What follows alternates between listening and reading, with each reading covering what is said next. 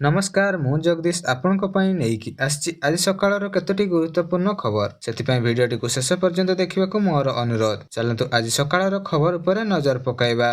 आजिर प्रथम खबर आयकर बिल 2025 प्रत्याहार कले केंद्र सरकार। खूब शीघ्र नुआ आयोग बिल आगत करिवे सरकार। केंद्र सरकार 13 फेब्रुआरी 2025 रे लोकसभा एही नूतन बिल आगत करथिले एवं सही दिन जांच पई सिलेक्टिव कमिटी को पठाइथिले। कमिटी 22 जुलाई 2025 संसदर समस्त रिपोर्ट दाखल करथिले एवं नूतन आयकर बिल अपडेट संस्कार को केंद्र सरकार कैबिनेट रे अनुमोदन पाइछि। वर्तमान एही बिल सोमवार अगस्त 11 रु लोकसभा रे आगत करा जिवो एवं एही बिल 14 पुराण आयकर आईन 1961 को बदलाइबो। भाजपा सांसद वैजयंती पंडा नेतृत्व रे सिलेक्टिव कमिटी एहाको समीक्षा करिबा परे अनेक संशोधन करछि एवं नुआ आयकर बिल विषय रे सबुठारु बड़ प्रश्न होछि स्लैब विषय रे।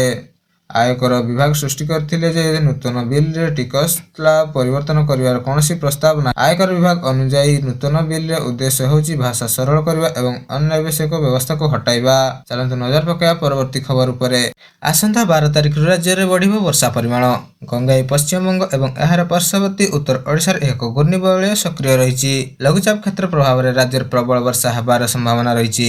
गत 24 घंटा मध्ये राज्य रे अनेक स्थान रे हल्का मध्यम धरणर वर्षा रेकर्ड होइथिया बेले सर्वाधिक वर्षा गंजाम जिल्ला रे अस्ताकार रे 90 मिलीमीटर वर्षा रेकर्ड होइछि। समुद्र मध्य रे वर्तमान एक घूर्णिबलय सृष्टि होइछि। एहा फल रे बांग्लादेश पश्चिम बंग और तत्संलग्न अंचल रे समुद्र अशांत रहिबार संभावना रहिछि। मत्स्यजीवी को समुद्र मध्य को न जीवा पाई बारण करछि पाणीपाग विज्ञान केंद्र।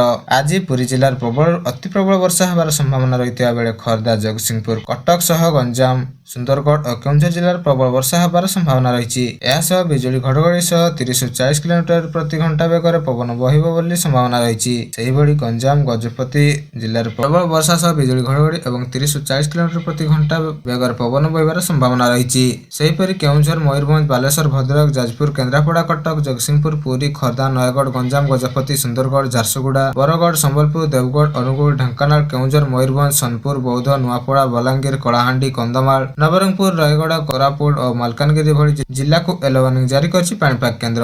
एही सब जिला गुड़िकर गोटे किंबा दुईटी स्थान प्रबल वर्षा और घड़घड़ी सह झड़ पवन बहिबार संभावना रहिछि। पुणी 10 तारिख पई जिला को येलो वार्निंग जारी करी सतर्क करछि पाणीपाग केंद्र। चलंतु नजर पकाया परवर्ती खबर उपरे। आज मिलिबो सुभद्रा टंका।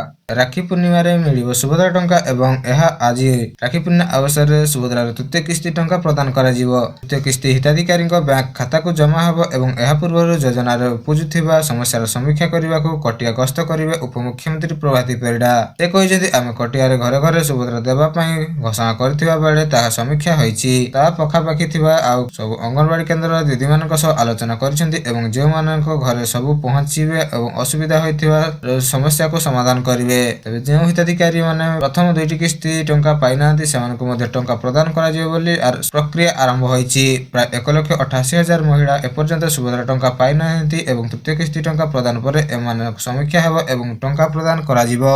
चलंतु नजर पकाया परवर्ती खबर उपरे। देशर 175 इंजीनियरिंग एवं 100टी पॉलिटेक्निक सहित 275 वैषयिक प्रतिष्ठान पढुଥିବା लक्षाधिक छात्र छात्रीଙ୍କ ପାଇଁ केंद्र सरकार मेरिट योजना अनुमोदन करछन्ती। प्रधानमंत्री नरेंद्र मोदी अध्यक्षतार होइथिया कैबिनेट बैठक रे एही योजना को 2025-26 रु 29-30 पर्यंत 4200 कोटी टंकार व्यय सहित चालू करबा को स्वीकृति मिलिछि। एही परिप्रकल्प बहुविधि शिक्षा गवेषणा सुजोग डिजिटल शिक्षा प्रसार और नव सृजन गुरुत्व दिया जिवो एवं योजनार छात्र छात्री माने उच्च गुणवत्ता शिक्षा नूतन प्रायोगिक प्रशिक्षण और रोजगार सुजोगर अधिक लाभ पाई परिबे। चलंतु नजर पकाया परवर्ती खबर उपरे। अटीटी प्रश्न पत्र प्रघट मामला रे 2 जन अभियुक्त को रिमांड रे नेबो क्राइम ब्रांच। आसंता 11 और 12 2 दिन पई क्राइम ब्रांच रिमांड रे नै पचराउचर करिवो। तमाने हेले माध्यमिक शिक्षा परिषद बोर्ड रो data entry operator Jiten Maharana एवं शिक्षक नेता विजय कुमार मिश्र। क्राइम ब्रांच एही 2 अभियुक्त को 4 दिन रिमांड रे नेबा को आवेदन करथिया बेले उभय को 2 दिन रिमांड नेबा को अनुमति देछि कटक जेएमएफपी कोर्ट 3। एही 2 दिन रे धरे सामना सामनी जेरा करियो जिवो बोली जना पड़िथिया बेले बोर्ड रो उपसभापति लैपटॉप रो प्रश्नपत्र पेन ड्राइव जरिया रे चोरी करथिले जितेन महाराणा। ପରେ ଏହି ପ୍ରଶ୍ନପତ୍ର ଶିକ୍ଷକ ନେତା ବିଜୟ ମିଶ୍ରକୁ ପଠାଇଥିଲେ। ଏହା ବଦଳରେ 2,50,000 ଟଙ୍କା ପାଇଥିଲେ ଏବଂ ଏହି ପ୍ରଶ୍ନପତ୍ର ପ୍ରଘଟ ଘଟଣାରେ ଆଉ କେତେ ମନିଟରିଂ ହୋଇଛି ତାହା ତଦନ୍ତ ପରେ ହିଁ ଜଣାପଡ଼ିବ ବୋଲି ସୂଚନା ଆସିଛି। ଚାଲନ୍ତୁ ନଜର ପକାଇବା ପରବର୍ତ୍ତୀ ଖବର ଉପରେ। ଚଳିତ ବର୍ଷ କଲେଜ ଛାତ୍ର ସଂସଦ ନିର୍ବାଚନ ଦୁର୍ଗାପୂଜା ପୂର୍ବରୁ ହୋଇପାରେ ବୋଲି ଅନୁମାନ କରାଯାଉଛି।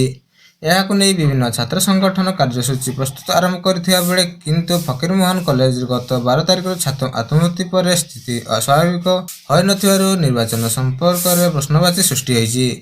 ସୁରକ୍ଷାକର୍ମୀଙ୍କ ଅଭାବ ବାହାରୁ ଛାତ୍ରଙ୍କ ଅସନ୍ତୁଷ୍ଟି ସୃଷ୍ଟି ଆଶଙ୍କା ରହିଥିବା ବେଳେ କଲେଜ ଭାରପ୍ରାପ୍ତ ଅଧ୍ୟକ୍ଷ ଫିରୋଜ କୁମାର ପଡ଼ି କହିଛନ୍ତି ନିର୍ବାଚନ କରାଇବା କିମ୍ବା ବନ୍ଦ କରିବା ସରକାରଙ୍କ ନିଷ୍ପତ୍ତି, କିନ୍ତୁ ସୁରକ୍ଷା ବୃଦ୍ଧି ପାଇଁ ପ୍ରସ୍ତାବ ପ୍ରେରିତ ହୋଇଛି ଏବଂ ନିର୍ବାଚନ ପରେ ହେବ। ଚାଲନ୍ତୁ ନଜର ପକାଇବା ପରବର୍ତ୍ତୀ ଖବର ଉପରେ। ଆମେରିକା ସହ ଶୁଳ୍କ ବିବାଦ ମଧ୍ୟରେ ପ୍ରଧାନମନ୍ତ୍ରୀ ନରେନ୍ଦ୍ର ମୋଦି ଆଗାମୀ ବେଜିଂ ଗସ୍ତ ନେଇ ଆନନ୍ଦ ପ୍ରକାଶ କରିଛି ଚୀନ। ପ୍ରଧାନମନ୍ତ୍ରୀ ମୋଦି ଏହି ସମ୍ଭାବ୍ୟ ଗସ୍ତରେ ଚୀନ ଦୁଇ ଦେଶ ମଧ୍ୟରେ ସମ୍ପର୍କ ଉନ୍ନତି ଏବଂ ମଜବୁତ କରିବା ଦିଗରେ ଏକ ସକାରାତ୍ମକ ପଦକ୍ଷେପ ନେଉଛି ବୋଲି ସୂଚନା ଆସିଛି। ଚଳିତ ମାସ ଶେଷରେ ଅନୁଷ୍ଠିତ ହେବାକୁ ଥିବା ସାଂଘାଇ ସହଯୋଗ ସଂଗଠନ SCO ଶିଖର ସମ୍ମିଳନୀରେ ଯୋଗ ଦେବା ପାଇଁ ପ୍ରଧାନମନ୍ତ୍ରୀ ନରେନ୍ଦ୍ର ମୋଦିଙ୍କ ସମ୍ଭାବ୍ୟ ଗସ୍ତ ଶୁକ୍ରବାର ଚୀନ ବୈଦେଶିକ ମନ୍ତ୍ରଣାଳୟ ସ୍ୱାଗତ କରିଛି।